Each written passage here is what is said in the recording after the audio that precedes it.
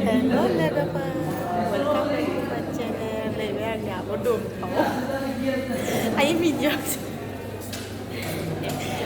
Hospital asa hay lover. Sandy mood. Hello lover.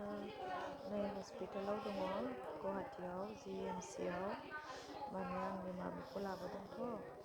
ओमफ्राय दासिमबो माया माबा मा होनो अबजारभेशन रुमाव दं स' आं बेडआव ओरैनो नेगासिनो लोगोफोर जा एसे बहुद बरिं जाबाय बर जानानै एसे मा खालामनो साननानै आं ओरैनो जास्ट लाइक भिडिअ बानायनाय जाबाय लोगोफोर जेबो इम्परटेन्ट जाया ओरैनो ससेल' हेल' लोगोफोर लिंहरबाय माने बेयाव आब'आ माने हारसिं जानायखाय थांगासिनो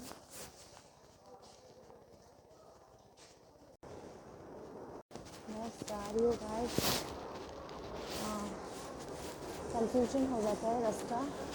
यहाँ वहाँ लेकिन जाना तो पड़ेगा मम्मी को लेकर आना है एक अपार्टमेंट से दूसरा अपार्टमेंट में सो गाइस वही थोड़ा सा शेयर करिए आप लोगों के साथ गुवाहाटी GMC हॉस्पिटल में हूँ अभी फिलहाल में मेरा मम्मी को लेकर आया है सीढ़ी मिल गया गाइस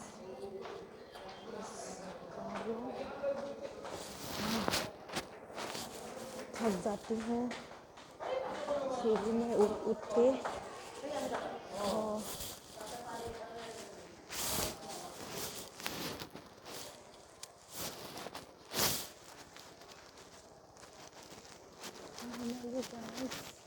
नीचे आ गई हूँ मैं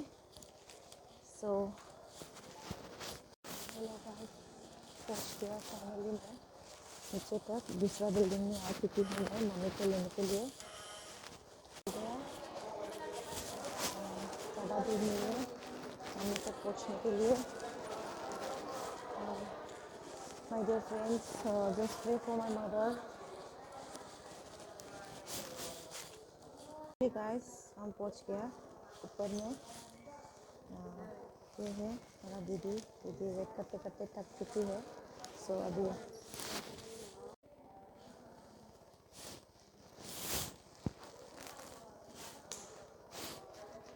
खर'आनो साजोब्बाय लोगोफोर सिबाया दासो एसे ओंखाम मोनजासिगोन औ पेकिं लाबोदोंमोन लोगोफोर नै दासो मोनजासिगोन सिबाय फुंनिफ्रायनो गैया लोगोफोर सुबह से खाना नहीं है अभी ये जस्ट थोड़ा सा खाने को टाइम मिला है आ रहा है बहुत टेंशन में है हेल' लोगोफोर जोंहानि मानि थाखाय काइन्डलि प्रे खालामनानै हो जाहाथे मामिया थाब हामनानै न'आव थांनो मोनफिनो बियो माने बिराद थानो बायो हस्पिटालाव गामियाव थाग्रा नालाय स' नोंथांमोना एसे प्रार्थना खालामनानै होगोन होननानै आसा खालामो फ्रेंड्स मम्मी के लिए आप सबको रिक्वेस्ट करती हूँ थोड़ा सा प्रे करके दीजिए ताकि मेरा मम्मी जल्दी ठीक होकर घर में वापस आ सके सो यही मेरा रिक्वेस्ट है फ्रेंड्स सबको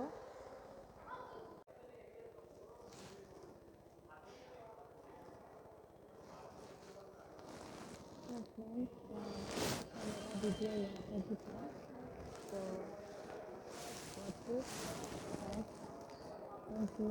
गुड नाइट थैंक यू मिलेंगे